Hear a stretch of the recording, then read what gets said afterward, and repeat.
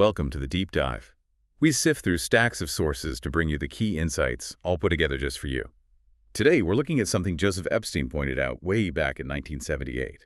He saw food just, well, exploding in cultural importance, moving from just being necessary to very nearly topic number one, as he put it. He even said excitement about restaurants was starting to beat movies, and new kitchen gadgets were getting as much buzz as cars. Quite an observation. Yeah, and it turns out Professor Epstein was really onto something there, maybe just the start of it, you could say. So for this deep dive, we're digging into how anthropology looks at food. It's got a long history here, and it really unpacks why eating isn't just about, staying alive. It's tied into deep societal things, the whole human experience, really. Our goal here is to show you how looking closely at the sources reveals just how, well, deep and wide this field is. It's definitely more than just collecting food facts. Okay, so you mentioned early studies, right? Like Cushing on Zuñi bread or Boas with all those Kwakiutl salmon recipes. At first glance, maybe that does seem like just fact collecting. What made them more than that? Well, the key insight, and our sources really emphasize this, came later with analysis like Helen Coder looking at Boas' salmon recipes. She showed how preparing food, sharing it was all deeply, deeply woven into their social structure, their hierarchy. So it wasn't just what they ate. Exactly. It was how the eating, the sharing, defined who they were, their status.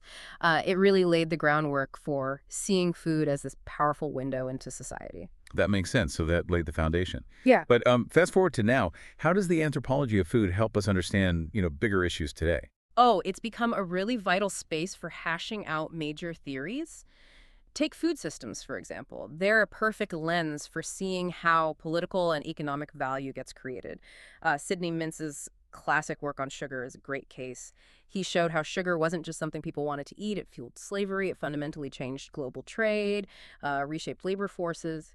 Huge impacts. Wow, yeah. And then there's the symbolic side, too, like Arjuna Padurai talking about, how to make a national cuisine.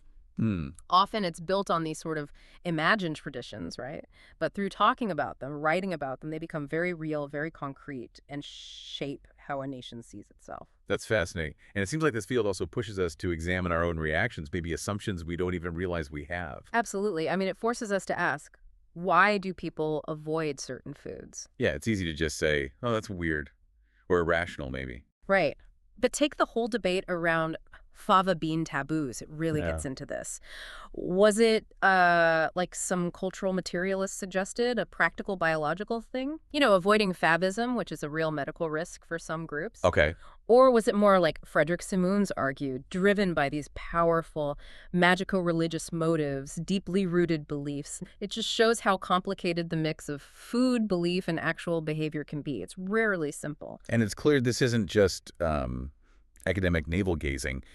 It feels incredibly relevant, practical even. Definitely. Some of the most powerful work, the most detailed ethnography in this field tackles really urgent issues. Think about food insecurity. Nancy Schipper Hughes' work on hunger in Brazil, for instance. Yeah. It's gut-wrenching, and she points the finger squarely at political and economic inequality. Right. And others draw direct lines between hunger and, well, war and conflict. Right. It really underscores how immediate and vital food is to the huge global challenges we face right now. So when you boil it all down after this whole deep dive, what's the main takeaway for you about food's place in our lives? It's just pervasive, isn't it? I mean, besides breathing, what's more fundamental? It touches almost every part of social life. But here's a provocative thought from the sources.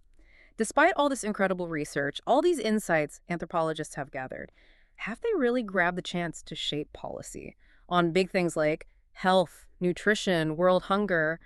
The sources suggest maybe not as much as they could have. That really leaves us with something to think about, doesn't it? Given everything we know about food and society, what conversations should we be starting now? How do we actually translate all this knowledge into action? For a food future that's more secure, more just, for everyone, what stands out most to you